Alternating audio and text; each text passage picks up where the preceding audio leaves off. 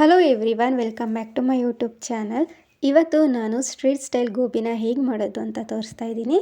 ಪರ್ಫೆಕ್ಟಾಗಿ ತುಂಬಾ ಟೇಸ್ಟಿಯಾಗಿ ಹಾಗೆಯೇ ತುಂಬ ಸ್ಪೈಸಿಯಾಗಿ ಮಾಡ್ಕೊಬೋದು. ತುಂಬಾ ಚೆನ್ನಾಗಿರುತ್ತೆ. ನೀವು ಒಂದ್ಸಲಿ ಮನೇಲಿಂದ ಟ್ರೈ ಮಾಡಿ. ಮೊದಲಿಗೆ ನನ್ನ ಚಾನಲ್ನ ಇನ್ನೂ ಸಬ್ಸ್ಕ್ರೈಬ್ ಮಾಡ್ಕೊಳ್ಳದೆ ನೋಡ್ತಾ ಇದ್ದರೆ ಪ್ಲೀಸ್ ಸಬ್ಸ್ಕ್ರೈಬ್ ಮಾಡ್ಕೊಳ್ಳಿ. ಇದನ್ನು ಹೇಗೆ ಮಾಡೋದು ಅಂತ ನೋಡೋಣ. ಈಗ ನಾನು ಒಂದು ಎಲೆಕೋಸಲ್ಲಿ ಮಾಡ್ತಾ ಇದ್ದೀನಿ. ನಿಮಗೆ ಎಷ್ಟು ಬೇಕಾಗುತ್ತೋ ನೋಡ್ಕೊಂಡು ಮಾಡ್ಕೊಳ್ಳಿ. ಇವಾಗ ಅದನ್ನು ವಾಶ್ ಮಾಡಿಬಿಟ್ಟು ನಾನು ಬೆಳಿಗ್ಗೆನೇ ಇಟ್ಕೊಂಡಿದ್ದೆ. ಅದು ನೀರೆಲ್ಲ ಈಗ ಆರಿರುತ್ತಲ್ವ, ಇವಾಗ ಅದನ್ನು ಚೆನ್ನಾಗಿ ತುರ್ಕೊಬೇಕು. ನೀವು ಅದನ್ನು ವಾಶ್ ಮಾಡಿದ ಕೂಡಲೇ ತುರ್ಕೊಳಕ್ಕೆ ಹೋಗಬಾರ್ದು. ಇವಾಗ ನಾನು ತುರ್ಕೊಂಡಿದ್ದೀನಿ. ಅದಕ್ಕೆ ರುಚಿಗೆ ಬೇಕಾದಷ್ಟು ಉಪ್ಪು, ಹಾಗೆ 1 ಸ್ಪೂನ್ ಆಗುವಷ್ಟು ಖಾರದ ಪುಡಿನ ಹಾಕ್ಕೊಳ್ತಾ ಇದ್ದೀನಿ. ಹಾಗೆಯೇ 1/4 ಸ್ಪೂನ್ ಆಗುವಷ್ಟು ಮೆಣಸಿನ ಪುಡಿನ ಹಾಕ್ಕೊಂಡಿದ್ದೀನಿ. ಆಮೇಲೆ 2 ಸ್ಪೂನ್ ಆಗುವಷ್ಟು ಕಾರ್ನ್ಫ್ಲೋರ್, 3 ಸ್ಪೂನ್ ಆಗುವಷ್ಟು ಮೈದಾ, ಇಷ್ಟನ್ನು ಹಾಕ್ಕೊಂಡು ಲಾಸ್ಟಿಗೆ ಶುಂಠಿ ಬೆಳ್ಳುಳ್ಳಿ ಪೇಸ್ಟನ್ನು ಹಾಕ್ಕೊಂಡು ಅದನ್ನು ಕೈಯಲ್ಲೇ ಕಲಿಸ್ಕೊಬೇಕು ಚೆನ್ನಾಗಿ. ಅದೆಲ್ಲ ಕ್ಲೀನಾಗಿ ಇಟ್ಕೊಬೇಕು ಉಪ್ಪು ಎಲ್ಲದಕ್ಕೂ. ಅದಕ್ಕೆ ನೀರು ಹಾಕ್ಕೊಳ್ಳೋಕೆ ಹೋಗಬಾರ್ದು. ನೀರೇನು ಬೇಕಾಗೋದಿಲ್ಲ ಅದಕ್ಕೆ. ಈ ಥರ ಹಾಗೆಯೇ ಕ್ಲೀನಾಗಿ ಮಿಕ್ಸ್ ಮಾಡಿಕೊಂಡ್ರೆ ಈ ಥರ ಆಗಿರುತ್ತೆ. ಅದನ್ನು ಸೈಡಲ್ಲಿ ಇಟ್ಕೊಂಡು ಇವಾಗ ಇನ್ನೊಂದು ಬೌಲ್ ತೊಗೊಂಡಿದ್ದೀನಿ. ಅದಕ್ಕೆ ಶುಂಠಿ ಬೆಳ್ಳುಳ್ಳಿ ಪೇಸ್ಟ್ ಹಾಗೆ ಖಾರದ ಪುಡಿನ ನಿಮ್ಗೆ ಎಷ್ಟು ಬೇಕಾಗುತ್ತೋ ಅಷ್ಟು ನೋಡಿ ಹಾಕ್ಕೊಳ್ಳಿ. ಸ್ವಲ್ಪ ಧನಿಯಾ ಪುಡಿ, ಆಮೇಲೆ ಗರಂ ಮಸಾಲ, ಸ್ವಲ್ಪ ಉಪ್ಪನ್ನು ಹಾಕ್ಕೊಂಡು 1 spoon cornflour, 1 spoon soya sauce, ಹಾಗೆ 4 ಸ್ಪೂನ್ ಆಗುವಷ್ಟು ಟೊಮೆಟೊ ಕೆಚಪ್ನ ಹಾಕ್ಕೊಂಡಿದ್ದೀನಿ. ಅದಕ್ಕೆ ಸ್ವಲ್ಪ ನೀರನ್ನು ಹಾಕ್ಕೊಂಡು ಕ್ಲೀನಾಗಿ ಮಿಕ್ಸ್ ಮಾಡ್ಕೊಬೇಕು.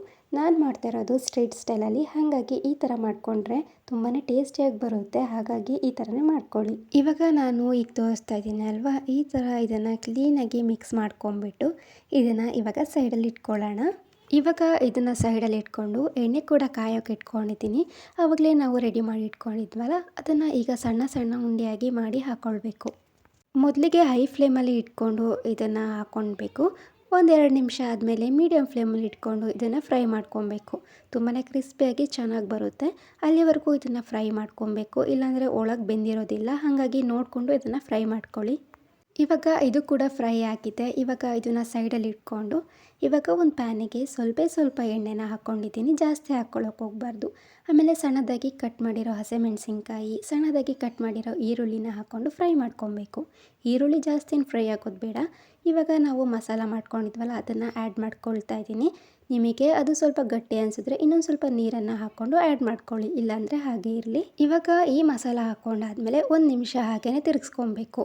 ಅದಾದಮೇಲೆ ನಾವು ಫ್ರೈ ಮಾಡಿ ಇಟ್ಕೊಂಡಿದ್ವಲ್ಲ ಗೋಬಿನ, ಇವಾಗ ಅದನ್ನು ಆ್ಯಡ್ ಮಾಡ್ಕೊಬೇಕು. ಅದನ್ನು ಹಾಕ್ಕೊಂಬಿಟ್ಟು ಕ್ಲೀನಾಗಿ ಅದನ್ನು ಮಿಕ್ಸ್ ಮಾಡ್ಕೊಬೇಕು. ಇವಾಗ ಇದಕ್ಕೆ ಏನು ಹಾಕ್ಕೊಬೇಕು ಅಂತ ಇಲ್ಲ, ಮಸಾಲಕ್ಕೆ ನಾವು ಎಲ್ಲ ಆ್ಯಡ್ ಮಾಡಿದ್ದೀವಿ. ಸಾಸ್ ಆಗಿರ್ಬೋದು, ಕಾರ್ನ್ಫ್ಲೋರ್ ಆಗಿರ್ಬೋದು, ಎಲ್ಲನೂ ಅದಕ್ಕೆ ಆ್ಯಡ್ ಮಾಡ್ಕೊಂಡಿದ್ದೀವಲ್ವ. ಇವಾಗ ಇದಕ್ಕೆ ಏನೂ ಆ್ಯಡ್ ಮಾಡಬೇಕಿಲ್ಲ. ಇವಾಗ ನೋಡಿ ಪರ್ಫೆಕ್ಟಾಗಿ ಗೋಬಿ ರೆಡಿ ಆಗಿದೆ. ಇವಾಗ ಇದನ್ನು ಸರ್ವ್ ಮಾಡ್ಕೊಳ್ಳೋದೇ ಬಾಕಿ.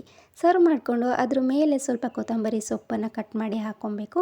ಆಮೇಲೆ ಸಣ್ಣದಾಗಿ ಕಟ್ ಮಾಡಿರೋ ಈರುಳ್ಳಿ ಹಾಕ್ಕೊಂಡ್ರೆ ಗೋಬಿ ಮಂಚೂರಿ ರೆಡಿನೇ ಆಗೋಗುತ್ತೆ. Thank you for watching.